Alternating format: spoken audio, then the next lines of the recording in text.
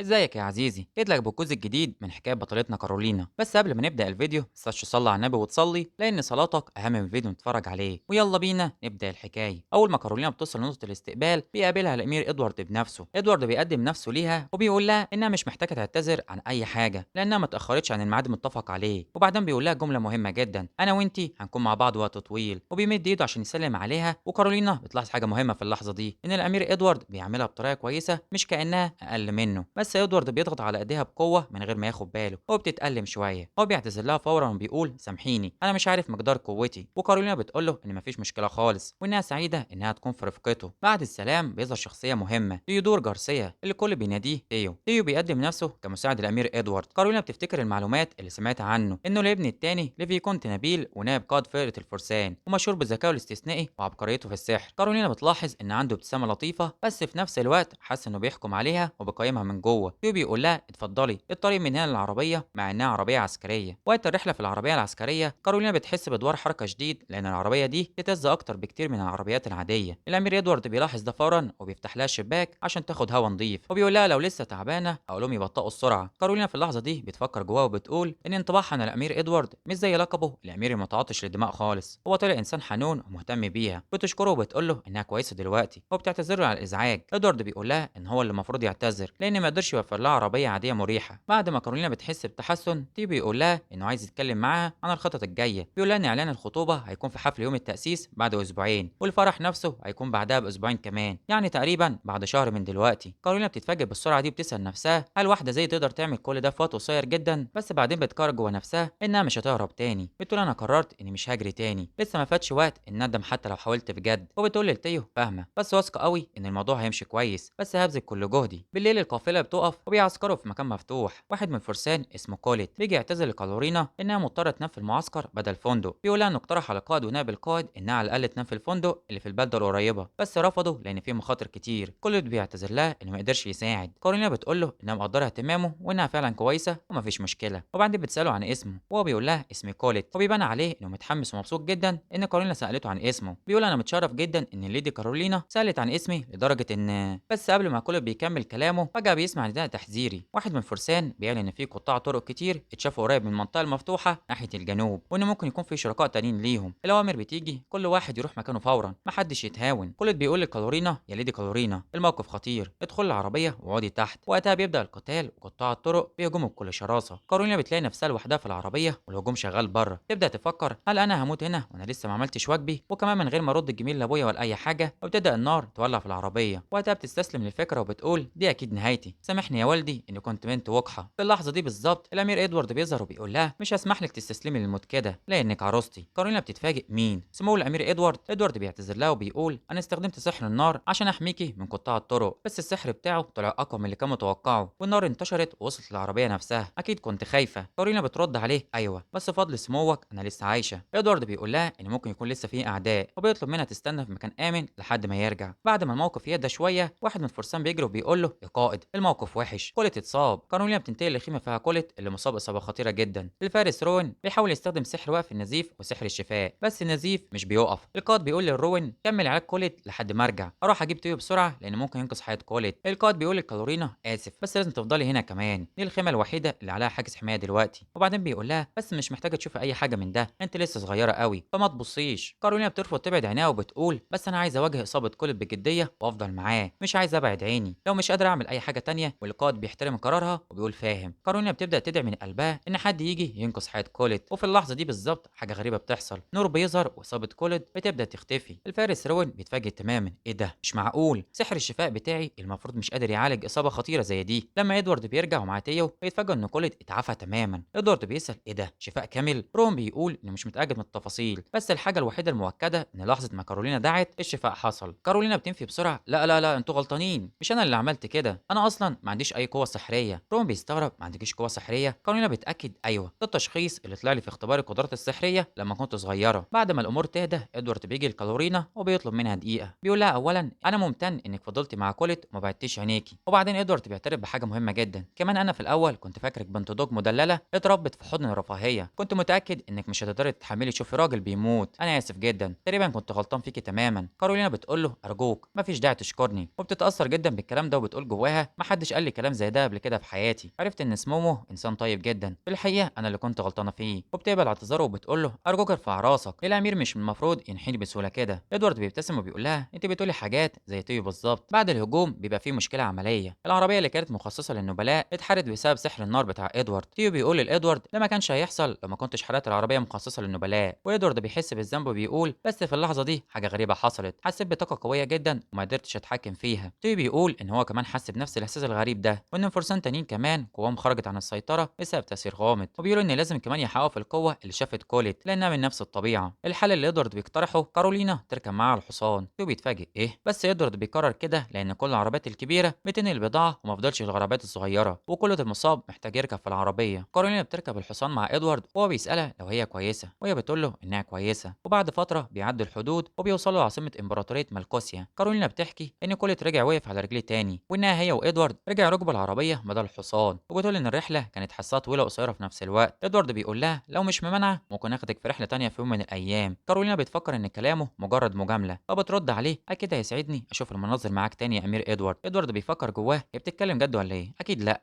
هي بس بترد المجامله. فبيقرر يكمل ايوه يلا نروح مع بعض تاني ونشوف حاجات كتير. تيو بيقول جواه ايه المحادثه الغريبه دي. تيو بيبلغ كارولينا ان اول لما توصل هتقابل الامبراطور والامبراطوره. كارولينا بتبدا تفتكر المعلومات اللي عندها عنهم. الامبراطور الحالي اسمه إيريك روبي مارتينيز، مشهور ان اقوى محارب سحر موجود، بيستخدم البرق وده شكل متقدم من سحر النار، وبيهزم اعداء كتير بيه. لقبه امبراطور البرق وده جاي من سحر البرق بتاعه ومكانته. اما الامبراطوره اسمها فانيسا روبي مارتينيز، هي من المستخدمين النادرين لسحر الجليد على مستوى العالم كله، ولقبها ساحره الجليد. فمره فانيسا صادت وحش قوي عشان تنقذ شعبها، وده اللي خلى الناس تحبها. كارينا بتحس بتوتر شديد وبطنها بتوجعها من القلق، بتقول هل الموضوع هيخلص على خير. ادوارد بيطمنها وبيقول لها هتكوني كويسه. وقتها كارولينا بتقدم نفسها وبتقول جلاله الامبراطور وجلاله الامبراطوره، اتشرفت بمقابلتكم، انا كارولينا سانشيز بمثل مملكه سيليستيا. الامبراطور بيرحب بيها وبيقول احسنت يا ادوارد انك خلصت المهمه. وكارولينا بنت الضوء شكرا انك قطعت مسافه كبيره عشان تيجي هنا من بعيد. الامبراطور بيسالها لو عايزه تتغدى معاهم، وبيقول انا كنت حابب اتكلم كتير مع مرات ابني المستقبليه. كارولينا بتقعد تاكل مع العيله الامبراطوريه بس بتحس بتوتر رهيب لان كلهم بيبصوا لها، هي مش قادره تاكل غير السلطه بس. الامبراطوره بتلاحظ ده وبتسالها انت ما بتاكليش غير السلطه، وانت بتحب الخضار ولا ايه، ولا الاكل مش عاجبك؟ كارولينا بتتلخبط وبتقول لا مش كده، انا ما عنديش اكلات معينه بحبها او بكرهها، بس انا اكلت كتير في الفطار. ولكن ادوارد بيقول انا حاسس ان اكلك في الفطار النهارده كان اقل من العادي. كارولينا بتقول جواها مش قادره اقول بصراحه ان صعب عليا اكل والعيله الامبراطوريه كلها بتبص لي. الامبراطوره فانيسا بتقول لها كارولينا لو في حاجه مضايقاكي قولي، لو مش عايزه تاكلي هنا ممكن ننقل جوه، ولو المشكله فينا احنا هنحاول نصلحها. الامبراطور بيضيف فعلا انت هتكوني جزء من عيلتنا من دلوقتي، مفيش داعي تتكسفي. كارولينا بتتاثر جدا وبتقول هما بيعتبروني جزء من العيله، انا غبيه قوي خايفه من ناس طيبين. وبتعترف بصراحه الحقيقه ما قدرتش امنع نفسي من التوتر وانتوا الاتنين بتبصوا لي. الامبراطوره بتقول بحماس ايوه طبعا البنت الحلوه دي هتكون بنتي، عايزه ابص لها كويس، احنا عمرنا ما جبنا بنات فما اقدرش امنع فرحتي بفكره ان يكون عندي بنت. الامبراطوره بتلاحظ حاجه مميزه، عيون كارولينا حمراء جميله قوي زي شعر ايريك وادوارد بالظبط. فبتشرح ان حجر الياقوت ليه اهميه خاصه في بلدهم. الامبراطور الاول سمى العيله المالكه باسم الياقوت عشان ياخدوا بركته. الامبراطوره بتقول انا شايفه ان خاتم الجواز لازم يكون ياقوت. تيجي وراها الاوضه اللي هتقعد فيها وبيقول لها تفضلي هنا في الوقت الحالي. وبعدين بيقدم لها شخصين جداد، الاولى هي ماريسا الخادمه الشخصيه بتاعت كارولينا من النهارده، بتقول انها عارفه موضوع الخطوبه وانها تحت امرها في اي حاجه. التاني هو اوين كلاين فارس من فرقه الفرسان، والابن التاني البارون. اوين هو الحارس الشخصي بتاع كارولينا وتعين بواسطه القائد عشان يحميها. بيقول لها بكره هنبدا الدروس اخيرا، متحمس للشغل معاكي. تاني يوم الصبح كارولينا بتكتشف ان مدرستها في الاتيكيت والاداب هي الامبراطوره فانيسا نفسها. فانيسا بتقول لها ايوه انا اتطوعت اكون مدرستك، دي اول مره اعمل كده بس هبذل كل جهدي. الكتاب اللي بيدرسوا منه اسمه مقدمه في اداب الامبراطوريه. الدرس بيمشي كويس جدا، وفانيسا بتوقف الدرس وبتقول كفايه لحد هنا النهارده. وبتمدح كارولينا وبتقول لها انت بتشتغلي بجد وكمان بتتعلمي بسرعه لدرجه اني اتحمست. كارولينا بتتفاجئ وبتسال هو انا فعلا بتعلم بسرعه؟ وفانيسا بتاكد لها ايوه فعلا ده دليل على عقل ممتاز وذاكرتك كويسه، والاهم من كده ان عندك رغبه حقيقيه في التعلم، انا متاكده انك طالبه ممتازه. وبعد فتره من التعلم وفي درس تاني توي بيقول لكارولينا ان الامير ادوارد هيحضر الدرس النهارده كمان. كارولينا بتتفاجئ لما تلاقيه قاعد ومستني. ادوارد بيقول لها اعتبريني مش موجود، وكمان انا اللي غلطان اني ما قلتلكيش قبل كده. توي بيقول ان الدرس النهارده عن السحر، وبيسال كارولينا انت قلتي انك ما عنديش قوه سحريه صح؟ طب امتى عملت اختبارات القدرات السحريه؟ كارولينا بتقول لما كنت صغيره مع اختي الكبيره. توي بيسال مره واحده بس؟ فبترد عليه ايوه. توي بيشرح حاجه مهمه جدا، سواء عندنا قوه سحريه ولا لا، ونوع السحر اللي عندنا ده حاجه فطريه او ده اللي بيقولوه انها تتحدد من الولاده، بس ده اعتقاد غلط كبير. توي بيوضح لان القوه السحريه في الطفوله بتكون غير مستقره جدا وبتتغير صغير. عشان كده في امبراطوريه مالكوسيا الزام ان كل واحد يعمل اختبارات القدرات السحريه مرتين، مره في سن الخمس سنين ومره تانية في سن 16 سنه. وكمان اكتساب قدرات سحريه بعد كده حاجه نادره جدا، بس في امل ممكن نعملك فحص بعد ما حفله يوم التاسيس والفرح يخلصوا. كارولينا بتقول بحماس ايوه عايزه كده. تيو بيعلق على ادوارد بطريقه كوميديه، مع ان في ناس عندها قوه سحريه بس مش قادرين يتحكموا في قوتهم وبيعملوا حاجات زي انهم يولعوا عربيات بالغلط. ادوارد بيدافع عن نفسه بيقول انا قلت لك ان في قوه غريبه كانت بتاثر فيا. تيو بيساله طب عرفت السبب؟ ادوارد بيقول له لا لسه، وبيضيف ان في ظاهره غريبه تانية وانهم في طريق الرجوع من المهمه ما قابلوش اي وحوش خالص، ودي حاجه مش طبيعيه. كارولينا بتسال لو الوحوش حاجه عاديه، وبتقول ان عمرها ما شافت وحش بري لانها ما كانتش بتروح اماكن بعيده عن العاصمه او اراضي الضوء. ادوارد وتيو بيستغربوا لان حتى مع الحواجز السحريه مستحيل يكون ما فيش وحوش خالص. كارولينا بتقول ان زمان كان في تقارير كتير عن حوادث وحوش بس في ايامها ما بقاش في خالص. تيو بيعلق افتكر ده كمان بسبب قوه الحكيمه. في مشهد تاني كارولينا بتكون في مقر فرقه الفرسان. اوين بيقول ان الامير ادوارد اللي بيكره الدراسه بيحضر الدروس دلوقتي، وبيتخيل انه ممكن يكون غش في امتحان زمان، وتيو اكتشف ده فبيخليه يذاكر من الاول. كوليت بيظهر وبيقول لاوين مش حلو تتكلم وحش عن القائد كده في مقر الفرسان، ده ممكن يتحسب عليك اهانه للعرش، وكمان سمعه الفرسان ممكن تتاذي بسبب كلامك يا سيد اوين. طبعا كارولينا مرعوبه من اللي بتشوفه. اوين بيقول الفرقه اصلا سمعتها وحشه حتى لو بقت اوحش، ولكن فجاه موقف خطير بيحصل، واوين بيحاول يحمي كارولينا من الشخص اللي بيضرب نار. وبنشوف بعدها كوليت بيسالها انت كويسه؟ انت اتصبتي؟ والحلقه بتنتهي على الموقف المشوق ده، وهل كارولينا فعلا اتصابت ولا لا. في النهايه ما تنساش تصلي على النبي وتصلي، لان صلاتك اهم من الفيديو اللي تتفرج عليه. اليوتيوب يا عزيزي بيقول لك ان الفيديوهين دول هيعجبوك، ليه ما تجربش تتفرج عليهم؟